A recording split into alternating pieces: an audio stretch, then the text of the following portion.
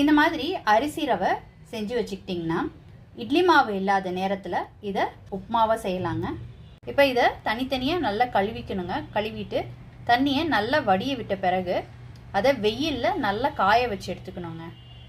இட்லி அரிசியும் பச்சரிசியும் ஒரு டம்ளர் எடுத்துருந்தேங்க. அதை நல்லா கழுவிட்டு நல்லா தண்ணி வடிய விட்டுட்டு பிறகு வெயிலில் நல்லா காய வச்சு எடுத்து வச்சுருக்குறேங்க.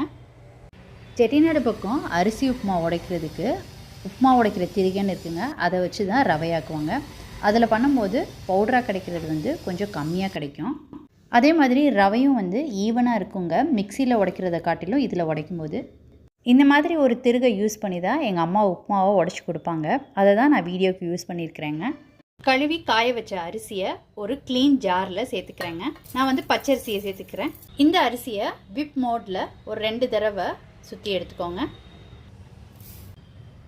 மிக்சியில் அரைச்சது இந்த மாதிரி கொஞ்சம் பெருவிருக்கையாக அரைச்சி எடுத்துக்கோங்க. இப்போ இதை சலிச்சு எடுத்துக்கலாங்க.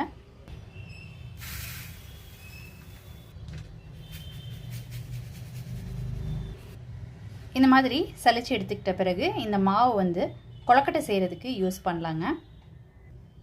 ரவையும் நல்லா பெருசாக இருக்குது. உப்புமா பண்ணுறதுக்கு இதுதான் கரெக்டானதுங்க. அடுத்து இட்லி அரிசி கழுவி காய போட்டுருந்ததை மிக்சி ஜாரில் சேர்த்துக்கிறேன். இதையும் ரவை பதத்துக்கு உடச்சி எடுத்துக்கலாங்க. இதையும் சலிச்சு எடுத்துக்கலாங்க. 2 அரிசியும் கிரைண்ட் பண்ணதுக்கப்புறம் சலிச்சதுக்கு இவ்வளோண்டு மாவு கிடச்சிருக்குங்க. இந்த மாவை நல்லா மிக்ஸ் பண்ணி விட்டுக்கோங்க. மிக்ஸ் பண்ணி விட்டுட்டு நீங்கள் கொழக்கட்டை செய்யும்போது இன்னும் யூஸ் பண்ணிக்கலாங்க. உப்புமாவுக்கு உடைச்ச 2 அரிசியையும் ஒன்றா சேர்த்து மிக்ஸ் பண்ணிக்கலாங்க.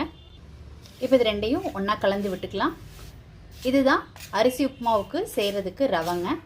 அரிசி உப்புமாவுக்கான ரவை ரெடியாக இருக்குங்க. இந்த டம்ளரில் 2 டம்ளர் ரவை கிடச்சிருக்கு.